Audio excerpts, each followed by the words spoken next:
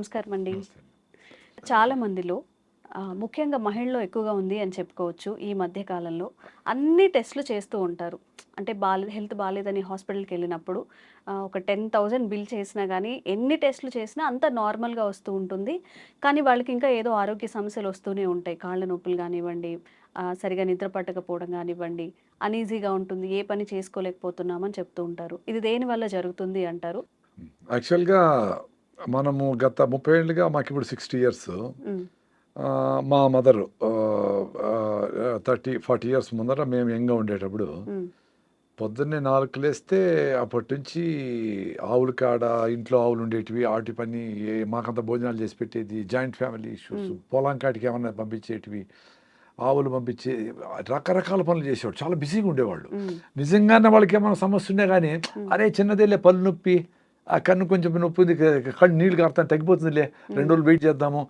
లెక్క చేసేవాళ్ళు కాదు. హ్మ్. ఏముందిలే అని చిన్నదే గదా అని తీసుకునేవాళ్ళు. తీసుకునేవాడు. హ్మ్.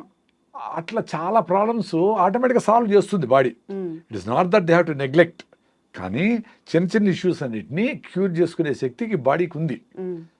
పనుల మీద పడినప్పుడు దీన్ని పక్కన సింపుల్‌గా వదిలేసేవాడు. మీకు హ్మ్. జ్వరం వచ్చినా, జలుబు వచ్చినా యాక్చువల్‌గా 5 రోజులు ఇంట్లో గమ్మునుండి హ్మ్. లంకనం చేసి ఏదో తేనె నిమ్మకాయ తాగడమో, ఏదైనా ఫ్రూట్స్ తినడం చేస్తే పోతాది. హ్మ్. మరీ ఎక్కువైపోయి ప్లేట్లెట్స్ పడిపోయి, డెంగ్యూ వచ్చి అట్లా ప్రాబ్లమ్స్ లేకుండా ఉంటే నార్మల్ ఫీవర్‌లు వైరల్ అయినా, బ్యాక్టీరియల్ అయినా పోతాయి. హ్మ్. సీరియస్ కాకుండా ఉంటాయి. 5 రోజుల తర్వాత కూడా ఫీవర్ ఉండి మీరు మరీ వీక్ అయిపోయి లేచేదానికి కూడా ఓపిక లేకుండా ఉంటే హ్మ్. That's a different story. మళ్ళా మీరు మా డాక్టర్లు యాంటీబయాటిక్‌లు అవన్నీ చేయొచ్చు. హ్మ్.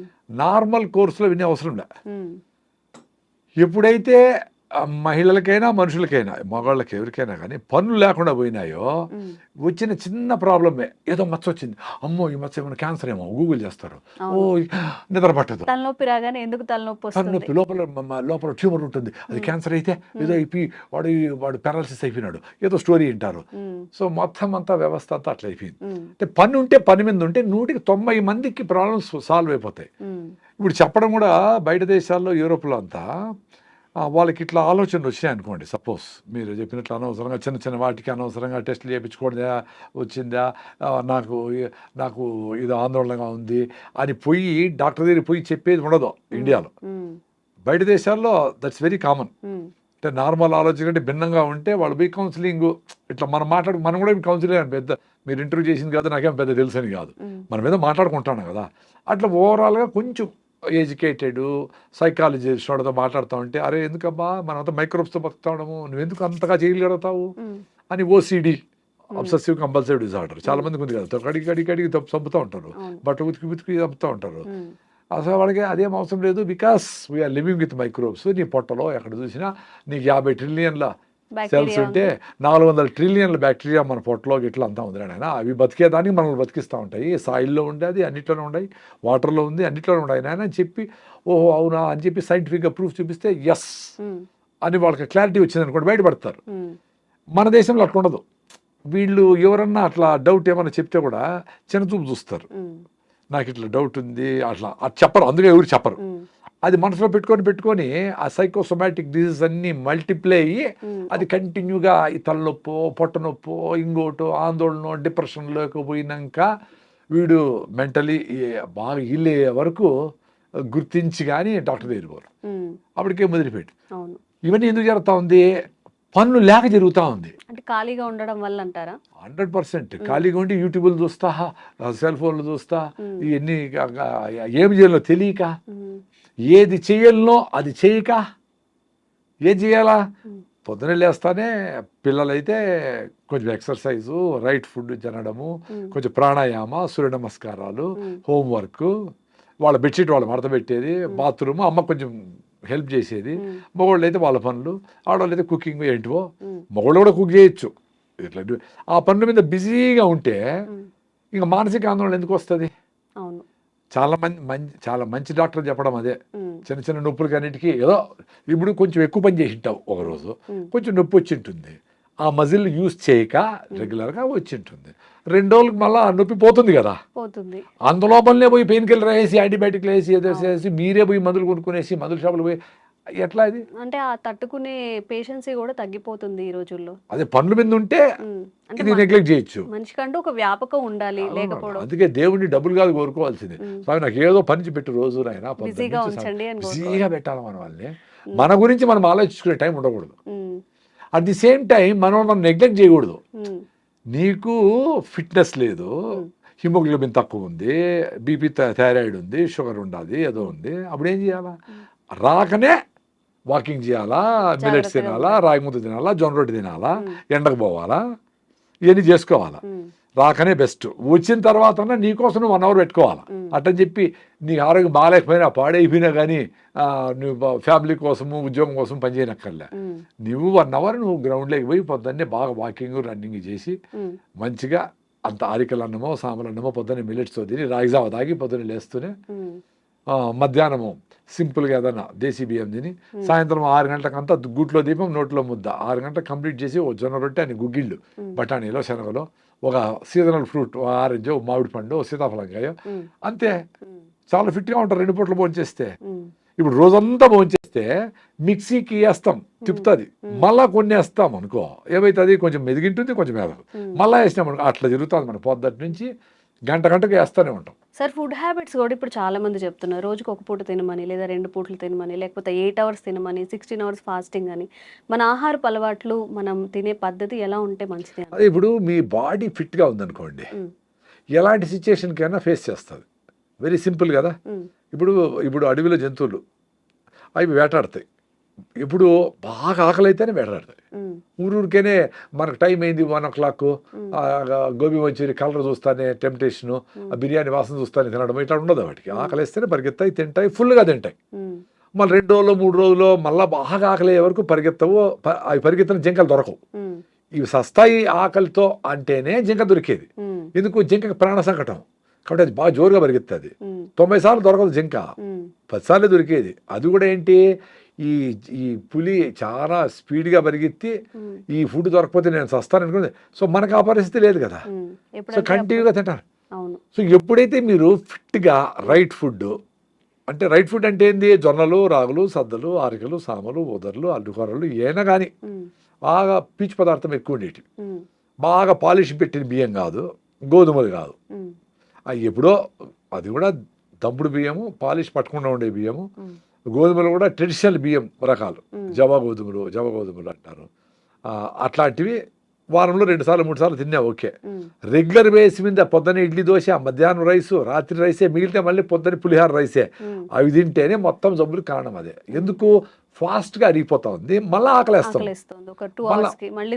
మళ్ళీ తినాలనిపిస్తూ ఉంది. సో మీకు రైట్ ఫుడ్ తింటే మీకు 6 hours ఫుడ్ మీద మైండ్ పోకూడదు. వెరీ సింపుల్, అది చూసుకోండి. అంటే ఒక మీల్కి ఎంత టైం ఉండాలి సార్? 24 hours కూడా పెట్టుకోండి మీ కెపాసిటీ ఉంటే. మీ కెపాసిటీ ఉంటే ఒక మీల్ తినేవాళ్ళు చాలా మంది ఉన్నారు. మా ఫ్రెండ్సే ఉన్నారు. నేను 2 పూటలు తింటాను.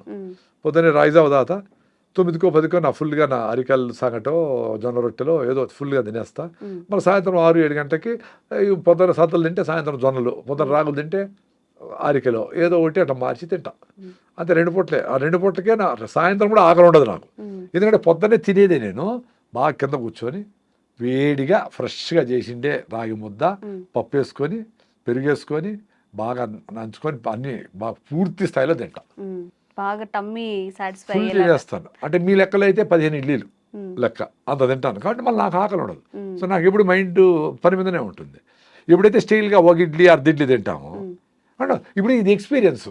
ఎంతమంది డాక్టర్లను చెప్పనండి ఎవరి 2 hours తింటా ఉండాలని చెప్పని, ఎవరన్నా ఏమన్నా చెప్పని, నా ఎక్స్పీరియన్స్ బాగుంది కదా నాకు. ఎవరు చెప్పేది ఎందుకు? నేను పొద్దున్న తినేసి బయట పోతే డ్రైవింగ్ చేసుకొని బెంగళూరు పోయి బెంగళూరు అంతా తిరిగేసి పనులన్నీ చేసుకొని మళ్ళీ సాయంత్రం వీలైతే అక్కడ ఏదైనా రాగి ముద్ద దొరుకుతుంది 20 రూపాయలకి, ఉత్త పిండితో చేసిన ముద్ద. అసలు రైస్ తినరా? అదే పెళ్లికి పోతే తింటా. ఇంట్లో ఎప్పుడైనా సడన్ గా మా ఆర్గానిక్ రైస్ చేస్తే తింటా. ఇప్పుడు నెలలో 4 సార్లు 5 సార్లు. బట్ రెగ్యులర్ గా నా ఫుడ్ అరికెలో సామలో వేసి రాగి ముద్ద పొద్దున్నే. ఫస్ట్ రాగి జావతో స్టార్ట్ అవుతుందండి. 3-4 గ్లాసులు రాగి జావ లేస్తానే.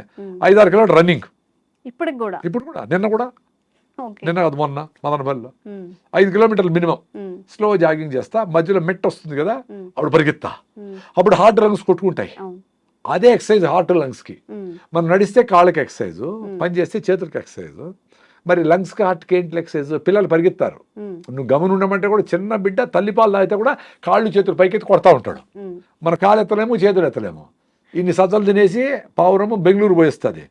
మనం పావురాలు, మేకలు, గేదెలు, కోళ్ళు అన్ని తినేసి, చేపలు, రొయ్యలు అన్ని తినేసి కింద కూర్చుంటే పైకి లేలేము. లేపు నాయన చేతులు పెడతాం. మరి శక్తి ఎట్టబోతా ఉంది? ఈయన తల్లిపాలు తాగిన బిడ్డకు అంత శక్తి ఉంటే, ఇంత డబుల్ మటన్ బిర్యానీ, కొండ బిర్యానీ తిన్న వాళ్ళకి శక్తి లేకుండా ఇట దొర్లి అట దొర్లి ఊపిరాడక, ఆదివారము చూస్తాం కదా, పామును మింగేసిన కోడిని పాము మింగేసింది అనుకో, ఊపిరాడదు దానికి, అటు చెమట పట్టేస్తూ ఉంటుంది. మంచి ఫుడ్ తింటే ఎనర్జీ రావాలి కదా. మీరు మంచి అనుకోండి తింటే మీకు ఊపిరాడడంలే, పెప్సీలు తాగుతూ ఉండరు, తేపుతూ ఉండరు, జలసీలు వేసుకుంటూ ఉండరు. మరేంటి? మంచిగా ఫుడ్ తింటే ఎనర్జీ రావాలి కదా, అది పోతా ఉంది. డైజన్ టాబ్లెట్స్, ఈనోలు ఫామ్ అవుతుందని చెప్పి మళ్ళీ బిర్యానీ తినే తర్వాత ఇవన్నీ యూస్ చేస్తూ ఉంటారు. అవన్నీ తాగాలని ఎంత అందుకే ఈ హాస్పిటల్ అన్నీ పెరుగుతూ ఉంటాయి. డాక్టర్ చాలా సింపుల్గా వస్తుంది హెల్త్. మీరు సాయంత్రం ఎప్పుడెప్పుడు అవుతుందా నిద్రపోదామా అని అనుకోవాలి పొద్దుటి నుంచి. ఎప్పుడెప్పుడు సాయంత్రం అవుతుందమ్మా తినేద్దామా అని అనుకోవాలి పొద్దుటి నుంచి. సాయంత్రం పోతానే వేడిగా జొన్న రొట్టె పెను మీద నుంచి అట తీసి అట పెట్టుకొని అన్ని గుగ్గిళ్ళు అంటే బఠానీలో, శనగలో ఏవో ఒకటి ప్రోటీన్ కోసమని, దాంట్లో కొంచెం ఆనియన్, నిమ్మకాయ పిండుకొని, ఒక మామిడి పండు, 2 మామిడి పండు పెట్టుకొని, ఒక నువ్వుల లడ్డు పెట్టుకొని, ఏం కావాలి అంతకంటే? ఉత్త గడ్డి తిని ఆవు 10 లీటర్ల పాలు ఇచ్చి 20 బిడ్డలు కంటా ఉంది. ఇన్ని రకాలు తిని వీళ్ళకి లేచేదానికి ఓపికలే. హిమోగ్లోబిన్ 6. జనగణమన అంటేనే పిల్లలు పడిపోతూ ఉంటారు. జై అంటేనే సగం మంది పిల్లలు పడిపోతూ ఉంటారు. ఎండకు పోలేరు, కళ్ళు తిరుగుతూ ఉన్నాయి. అంతా బయటికి అందంగా కనబడేదానికి క్రీములు పూసుకుంటూ ఉంటారు. కానీ ఒరిజినల్గా హిమోగ్లోబిన్ లేదు, స్ట్రెంగ్త్ లేదు, మెట్లెక్కలేరు, మెట్రోలో కూడా నిలబడుకోలేరు. టెన్షన్ అయిపోతూ ఉంటారు. ఆ 10 నిమిషాలు ఆ మెట్రోలో నిలబడుకునేదానికి వాళ్ళ ముఖంలో ఆందోళన చూస్తే నాకు నవ్వు వస్తుంది. నాకు సీట్ ఇస్తాను, నాకు వద్దు, యంగ్స్టర్స్ మీరు కూర్చోండి అంటా ఉంటాను నేను. మరి అంత ఓపిక లేకపోతే వీళ్ళు ఎట్లా 100 ఏళ్ళు బతుకుతారు? ఎనర్జీకి ఎట్లుంటారు? సో ఇవన్నీ సైకోసోమాటిక్. అంటే మైండ్ని ముందుగానే మనము అబ్బా రాగి ముద్ద ఏం తింటాము, మనం చేసేవాడు అది తింటే ఏదో జలుబు వస్తుందనో, పైల్స్ వస్తాయనో, ఏదో గూగుల్ చేస్తే ఏదో చెత్త వస్తుంది కదా, అదేదో పెట్టుకునేసి మంచిని దూరం చేస్తారు. చెత్తని ప్రమోట్ అవుతూ ఉంటుంది టీవీలో. ఎందుకు? డబ్బులు దాంట్లో ఎక్కువ ఉన్నాయి కాబట్టి చెత్తను అమ్మేసి టూత్పేస్ట్ కార్డ్ నుంచి మొత్తం అన్నింటినీ వ్యవస్థలో టీవీలో కనబడతా ఉన్నాయి. అంటే అంతంత డబ్బులు ఇచ్చి అడ్వర్టైజ్మెంట్ చేస్తూ ఉన్నారంటే దాంట్లో డబ్బులు ఉన్నాయి. ఎవరు నీకు జొన్న రొట్టె తినమని నేను జూబిలీస్ ఎవడన్నా ఫ్లెక్సీ పెట్టినాడా? ఎవడన్నా చేసినాడా? సీతాఫలంలో మంచి బిర్యానీ, చికెన్ బిర్యానీ ఎక్కువ ఉంటుంది కానీ నువ్వు లడ్డు తిను, పల్లీలు మంచిది, సీతాఫలంగా తిను, వెలక్కాయ తిను, దాంట్లో వెలక్కాయ అంటే ఏంటి సార్? ఎక్కడ దొరుకుతుంది? ఎక్కడ ఆర్డర్ చేసుకోవాలి? దాన్ని టాబ్లెట్ చేసి దాన్ని అమ్మితే మళ్ళీ ఉంటారు. దాన్ని టాబ్లెట్ మళ్ళీ అడ్వర్టైజ్మెంట్ సప్లిమెంట్స్ రూపంలో అయితే మళ్ళీ తింటారు. సో ఇప్పుడు జనాలకి ఆలోచన లేకుండా చేయడమే ఇప్పుడు వ్యవస్థకు ఉండేది. నీ ఆలోచన నీకు లేకుండా చేస్తే ఈ అడ్వర్టైజ్మెంట్లకు నువ్వు లొంగిపోతావు. నీకు యాక్చువల్గా ఇప్పుడు ఫిజికల్గా వీక్ అయితే మెంటల్ కూడా వీక్ అవుతావు. ఇప్పుడు మైండ్ వీక్ అయితే ఎవరు చెప్పినా వింటావు. అర్థమైందా? ఇప్పుడు నాకు నేను 5 కిలోమీటర్స్ రన్నింగ్ చేస్తాను కదా, యూట్యూబ్లోనో ఎవరెవరో చాలా మంది ఈ వయసులో చేయకూడదు, మొక్కలు అరిగిపోతాయి అంటా ఉంటారు. 40 ఏళ్ళకి అరిగిపోయినాయే, పంచీకినే అరిగిపోయినాయి, నరసకనే అరిగిపోయినాయి, కాల్షియం మాత్రం తింటా ఉండరు, అయినా కాల్షియం లేదే, ఫోలిక్ యాసిడ్ వేస్తూ ఉంటారు, అయినా ఐరన్ లేదే, అందరికీ ఆర్యం ఉంది హిమోగ్లోబిన్, మరి ఎందుకు? సో మీ సప్లిమెంట్తో పని జరగదు. నీ ఫుడ్లోనే రావాలా, నేచర్తో ఉండాలా, బాగా పని చేస్తేనే బోన్ డెన్సిటీ పెరుగుతుంది, ఆస్టోపోరోసిస్ రాదు, బయటికి ఎండకు పోతేనే విటమిన్ D3 వస్తుంది, ఎముకలు గట్టిగా ఉంటాయి. ఎంత పరిగెత్తిన ఎముకలు 100 ఏళ్ళు పనిచేసినాయి, పెద్దవాళ్ళకు కూడా మనకు పనిచేస్తాయి. మనం లోపల కూర్చొని డెఫిషియన్సీ వచ్చింది మాత్రం ఏమి జరగదు. నువ్వు మాత్రలు పనిచేసే సన్కి ఎక్స్పోజ్ కావాలా, అంబలు తినాలా, ఇంట్లో ఫుడ్లు తినాలా, హై ఫైబర్ ఫుడ్ తినాలా, ఆర్గానిక్ ఫుడ్ తినాలా, మందులు కొట్టుకుంటే ఫుడ్ తినాలా. సింపుల్ అంతే. ఎవరు అడుగుతాడు సార్ ఇవన్నీ చేయలేము, ఏం చేయలేదు సార్ అని. మీరేం చేయొద్దు అంటారు నాయన, ఆరోగ్యం వస్తుంది. పొద్దున్న నుంచి నేను టూత్ పేస్ట్ వాడద్దు, 10 సార్లు తినద్దు, ఆ నూడిల్స్ గిళ్ళు వాడద్దు, టీలు కాఫీలు ఆపేసేయండి, మైదా ఆపేసేయండి, మంచిగా బెల్లంతో తినండి. ఎంత అద్భుతం బెల్లము, ఆర్గానిక్గా చేసి పండించి చేసిన బెల్లం ఎంత అద్భుతము. అన్ని మినరల్స్ దాంట్లో ఉంటాయి, ఐరన్ రిచ్. పనమ్మాయి ఒక ఆమె వచ్చింది, చిన్న బెల్లం పెట్టుకొని వచ్చింది, ఏదో హస్బెండ్తో ప్రాబ్లం అని పని చేసి. సో 1 నెల తర్వాత ఆ అమ్మాయికి ఇంత కళ్ళన్ని లోపల పోయినాయి చిన్న బిడ్డకి. 1 మంత్ తర్వాత మేము బెల్లం చేస్తాం, ప్రకృతి వనం మదనపల్లి మాది, అన్నమయ్య జిల్లా, ముందు చిత్తూరు జిల్లా. మేము చెరుకేసి అక్కడే 50 దేశీయాలు ఉన్నాయి, ఆ పేడ మూత్రంతో జీవామృతం చేసేస్తాము.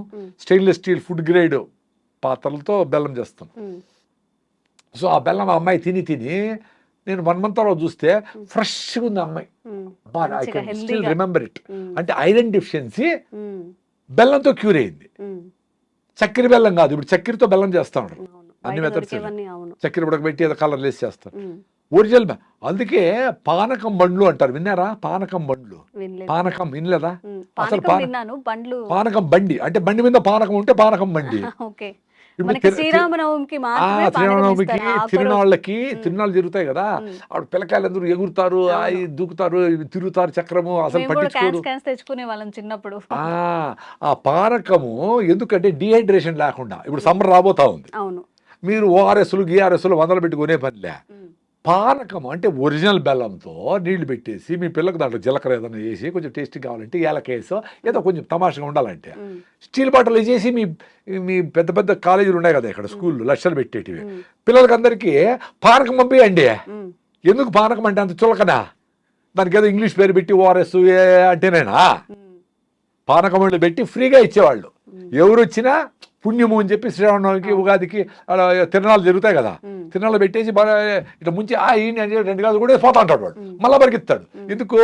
పరిగెత్తి చెమట వచ్చేసి మినరల్స్ అన్ని లాస్ అయ్యి డిహైడ్రేషన్ అయింది కాబట్టి పానకం తాగేస్తే సరిపోయా. ఉమ్, అంత సింపుల్గా హెల్త్ ఇచ్చే సిస్టమ్ని పాడు చేసి అందరిని రోగాలు చేసి రా అని చెప్పి ఇన్ని హాస్పిటల్ ఇన్ని మందులు ఎట్లా? ఉమ్. మనం కూడా అటువైపు వెళ్తున్నాం కదా సార్. ఇప్పుడు మీరు ఏవైతే చెప్పారు రాగి ముద్ద, జొన్న రొట్ట, ఇప్పుడు ఎంతవరకు ఇంట్లో చేయగలుగుతున్నారు, ఎంతవరకు పిల్లలు? అందుకే నేను చెప్పేది, పిల్లల చదువు ఇంపార్టెంటే, ప్రపంచం తెలుసుకోవాలా, గ్లోబలైజేషన్ అయింది, నువ్వు ప్రపంచంతో కంపీట్ కావాలా, ఎక్కడో వాళ్ళకి సాఫ్ట్వేర్ మనం రాయాలా, ఎక్కడో తయారు చేసిన పెప్సీ మనం తాగాలా, ఎక్కడో తయారు చేసిన లిప్స్టిక్లు మనం వేసుకోవాలా, ఎక్కడో ప్యాంట్లు జింపి వేసుకొచ్చిన బ్రాండ్ మనం వాడాలా. కానీ మన రాగి జావా, మన జొన్న రొట్టె, మన గుగ్గిళ్ళు, మన పానకము ఆడబోదు. చూసావా తమాషా? మనకు కూడా లోకువే. ఇప్పుడు మనకే లోకువా, ఇంక వాడు ఎట్లా లైక్ చేస్తాడు? రాగి జావనో లేకపోతే రాగి సంగట్లో తెచ్చుకుంటే కోలీగ్స్ ఏమనుకుంటారే అనేది మనం ఫీల్ అవుతాము. ఇప్పుడు అంబల్లో ప్రోబయాటిక్స్ ఉంటాయి, బీట్రోల్ బాగుంటుంది. రాత్రి మిగిలిపోయిన అన్నంలోనూ రాగి ముద్దలో నీళ్లు పోసి పొద్దునే తాగేస్తే నా స్వామి బీట్రోల్ బాగా వస్తుంది. ఆ బీట్రోల్ బాగుంటే మీ బుర్ర బాగుంటుంది, ఎనర్జెటిక్గా ఉంటుంది, నర్వస్ ప్రాబ్లం ఉండదు, యాక్టివ్గా ఉంటారు పిల్లలు. మొత్తం వ్యవస్థని బీట్రోల్ కంట్రోల్ చేస్తుంది, నర్వస్ సిస్టమ్ అంతా. Very simple. అంబలి ఆటోమేటిక్గా తాగేవాళ్ళు, అది పనోళ్ళకి పోస్తా ఉంటారు. ఎందుకు? మీరు సోంబేర్లు, పెద్దోళ్ళు డబ్బులు ఉండేవాళ్ళు కాబట్టి, పనులు పని చేయాలి కాబట్టి వాళ్ళకు జొన్న రొట్టెలు రాగి ముద్ద పెడితేనే వాళ్ళు పని చేయగలరు పాపం. ఇప్పుడు బుద్ధి వచ్చినాక జూబ్లీస్లో వాళ్ళు కూడా జొన్న రొట్టెలు తింటా ఉంటారు ఫ్రెష్గా, ఆరోగ్యం కోసం. కొద్ది మంది కరోనా తర్వాత కొన్ని హెల్త్ హ్యాబిట్స్ మారాయి, ఫుడ్ హ్యాబిట్స్ కూడా మారాయి. ఇప్పుడు కొంచెం తెలుసుకుంటున్నారు మళ్ళీ వెనక పాత అలవాట్లు. మీరు చెప్పినట్టు రాగి జావ తాగడం, కొంచెం హెల్తీగా తినడానికి ట్రై చేయడం, ఎక్కువ కర్రీస్ తినడం. అదే మనకేం చెప్పినారు వేమన శతకంలో, అపకారికి ఉపకారం చేయమన్నారు. సో మనకు అపకారం చేస్తా ఉంటే వెస్ట్రన్ వరల్డ్ ఏమేమైతే ఇది వేసుకో, నువ్వు ఇది వేసుకుంటే నీకు బ్రాండ్, ఇది తాగితేనే అదేందో స్ట్రింగ్ అంట, పాయిజన్ అంట, ఏంటో బ్రాండ్లు అన్నీ ఉన్నాయి చెత్తంతా. 1000 కోట్లకి కూల్ డ్రింక్లు, మజ్జిగి ఎవరో ఆడ పెట్టుకో ఉంటాడు ఊరు బయట. అది తాగేవాళ్ళు ఎవరో కొంతమంది. ఆ కేబీఆర్ పార్క్ దగ్గర ఎవరు రాగి జావ ఎవరు పెట్టుకుంటారు, అమ్మలు ఎవరు. మరి ఇంట్లో అందరూ అవి తాగాలి కదా, ఎట్లా తాగుతారో 100,000 కోట్లకి తాగి ఈ డబ్బులన్నీ, మన డబ్బులన్నీ అమెరికాకు పోతా ఉంటే బ్రాండ్లకి, ఈ బట్టలు, లిప్స్టిక్లు, క్రీములు, కళ్ళు తెరిస్తే ఒక కలరు, కళ్ళు మూస్తే ఒక కలరు, ఏంటివి ఇవన్నీ? దాంతో నీ ఆరోగ్యం వస్తూ ఉందా, నీకు సంతోషం వస్తూ ఉందా, నీకు ఎనర్జీ వస్తూ ఉందా? అది ఎప్పుడు తెలుసుకుంటారు? వీళ్ళ పిల్లలు తాగుతాడు, వీళ్ళ పిల్లలు అరే తాగొద్దురా అని చెప్తావు. నువ్వు తాగే మీ అమ్మ చెప్తే వినలా, ఆరోగ్యం పోగొట్టుకున్నావు. 5-6 ఉంది హిమోగ్లోబిన్, 5-6 హిమోగ్లోబిన్ అంటే పెళ్ళే చేసుకోకూడదు. పెళ్లి చేసుకునేది కులము, మతము, డబ్బులు అది చూసి, అందము చూసి కాదు. ఫస్ట్ మీ హిమోగ్లోబిన్ ఎంత ఉందని చూడాలా. అది 10 కంటే తక్కువ ఉంటే ఆగి 12-13 చేసుకొని హెల్తీ అయినాక అంతవరకు కేబీఆర్ చుట్టూ పరిగెత్తి సూర్య నమస్కారాలు చేసి నువ్వులు పూసుకొని ఎండలో ఉండి అంబలు తాగి నువ్వుల లడ్డు, పల్లి లడ్డు, కొబ్బరి లడ్డులు తిని, మునగాకు, అవిశాకు తిని, కరివేపాకు తిని ఇంప్రూవ్ చేసుకొని అప్పుడు పెళ్లి చేసుకొని అప్పుడు బిడ్డలు కంటే హెల్తీగా పుడతారు. మా బిడ్డకి పుట్టేప్పటి నుంచి జలుబు అండి, ఇదండి అదండి అని అంటే నీకే ఒళ్ళు బాగాలా, నీకే 5 ఉంది హిమోగ్లోబిన్, నువ్వు పెళ్లి చేసుకుని ఉండకూడదు. యాక్చువల్గా నువ్వు పెళ్లి చేసుకొని బిడ్డలే కనకూడదు, బిడ్డలు కనకూడదు. బిడ్డలు కన్నావు, వీక్గా ఉండే మదర్కి వీక్ చిల్డ్రనే వస్తారు కదా, వెరీ సింపుల్ కదా. ఇప్పుడు ఇంత చెట్టు ఉంటుంది టమాటాలు, దానికి ఎన్ని కాస్తాయి? 2 కాస్తాయి. ఇంత చెట్టు ఉంటే ఎక్కువగా ఫోటోసిన్సిస్ జరుగుతుంది, కిరణ్ అంత ఫుడ్ తయారు, వెరీ సింపుల్ కదా. దానికి లాజిక్ కావాలి. ఇంత పెద్ద బుక్కులు చదవాలి నేను దానికి. హెల్తీగా ఉండండి, మళ్ళీ పెళ్లి చేసుకోండి. లేదా అర్జెంటుగా పెళ్లి చేసుకున్నారు, వెయిట్ చేయండి. న్యాచురల్గా ఎట్లా ఇంప్రూవ్ చేసుకుంటారో చేసుకోండి. హెల్త్ పరిగెత్తండి, హెల్తీ ఫుడ్ తినండి, చూసుకోండి నెల ఎంత ఇంప్రూవ్ అవుతాం అని. అది చేసుకోండి. హెల్త్ పిల్ల వచ్చింది, బిడ్డ వచ్చారంటే వాడికి అమ్మ డాక్టర్లు కూడా హిమోగ్లోబిన్ తక్కువ ఉందమ్మా నీకు, చూడు విటమిన్ D3 లేదు, థైరాయిడ్ లేదు, హిమోగ్లోబిన్ లేదు, బీపీ ఉంది, షుగర్. అరే ఎట్లా బిడ్డలు అనేది? అదే దానికి ఫోలిక్ యాసిడ్, జింక్, ఐరన్ మాత్రలు, విటమిన్ మాత్రలు అన్నీ వేసి యూరియా DAP వేసి పెంచుతా ఉండాల రైతులు. అంత పెద్ద పొలము అది అట్లా వాన కొడితే అట్లా ఏడ కొడితే పడిపోతాయి చెట్లు. అట్లా లోపల పొట్టలో అన్ని మందులు వేసి పెంచితే యూరియా బిడ్డ లోపల తయారవుతుంది 4 కిలోలు. సో నార్మల్ డెలివరీ ఎట్లా చేయలేరు. సో దాన్ని ఆపరేషన్ చేసి చేస్తారు. ఆయన పుట్టినప్పటి నుంచి డబ్బులు. సార్ లేట్ మ్యారేజెస్ వల్ల కూడా ఇప్పుడు అందరూ 30 తర్వాతనే పెళ్లి చేసుకుంటున్నారు. 30, 35, కొంతమంది అయితే 40 లోపు కూడా ఇలా చేసుకునే వాళ్ళు ఉన్నారు. అంటే ఫ్యామిలీ ఇష్యూస్ కొంత పోస్ట్పోన్ చేసుకుంటూ ఫ్యామిలీ ఇష్యూసే 95%, హెల్త్ ఇష్యూసే 95%.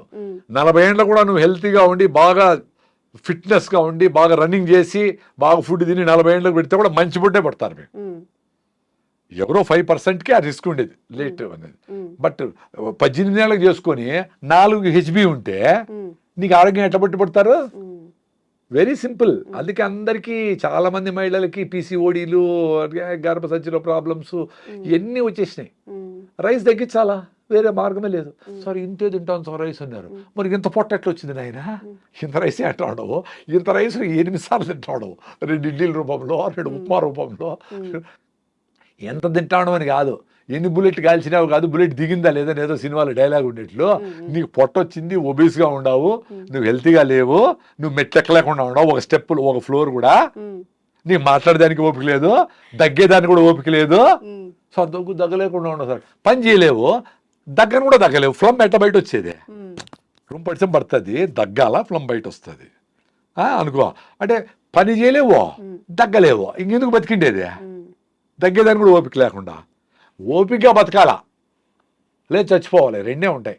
మొదలు ఊతా ఓపిక లేదని హోల్ వేసుకొని ప్యాకెట్లు పెట్టుకొని ఎవరు తోస్తా ఉంటే జల్లు గార్చుకుంటాయి. ఎందుకు బతకాలి అట్లా?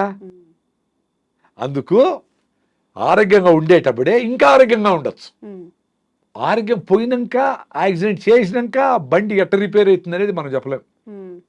మేము అందుకే జాగ్రత్తగా, మాకు ప్రాబ్లమ్స్ వచ్చినాయి, అసిడిటీలు అల్సర్లు వచ్చినాయి, అన్ని మందులు తిన్నాము, పోలా మళ్ళా వస్తుంది, మళ్ళా వేసుకుంటాం, మళ్ళా పోతే మళ్ళీ ఇదే రామాయణం. రాగి జావ అయితే నా అసిడిటీ పోయిందబ్బా, 30 ఏళ్ళ అసిడిటీ.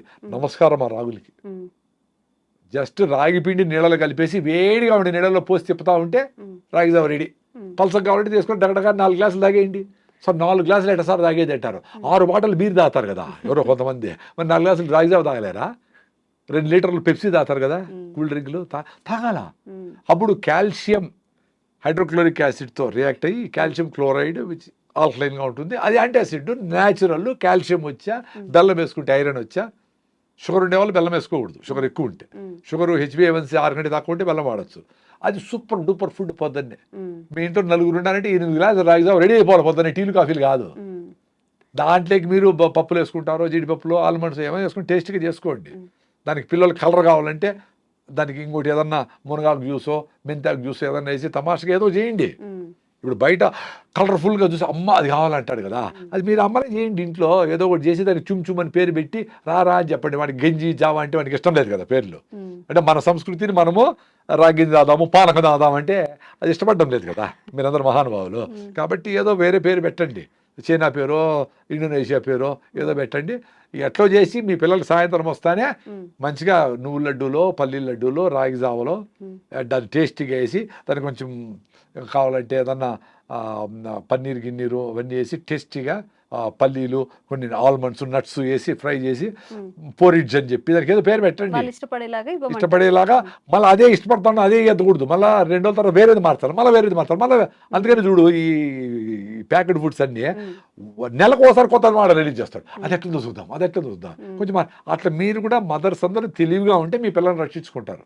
లేకపోతే గద్దల్లాగా ఈ మల్టీనేషనల్ తనుకొని పోతాయి, అందరికీ జబ్బులు వస్తాయి. ఇప్పటికి అందరూ సిక్ అయిపోయినారు. ఇంకన్నా మారి మీ అవ్వలు తాతలు చేసిండేటి చేయండి. రోగం వస్తే డాక్టర్ దగ్గరికి పోండి. చాలా సిక్ అయిపోయినారు, లేకుండా ఉండరు, పోయి ఇమీడియట్గా అప్పుడు కావాల్సిందేమో తీసుకొని మళ్ళీ ఫిట్నెస్ కోసము ఆహారము, సీజనల్ ఫ్రూట్స్, పరిగెత్తడము, అనవసరంగా బండి వాడకుండా ఉండడము, వీలైనంత నడవడము, ఫిట్గా ఉంటారు మీరు. నేచర్ మీకు సపోర్ట్ చేస్తారు తల్లిలాగా. మీరు దాని దగ్గరికి పోవాలి.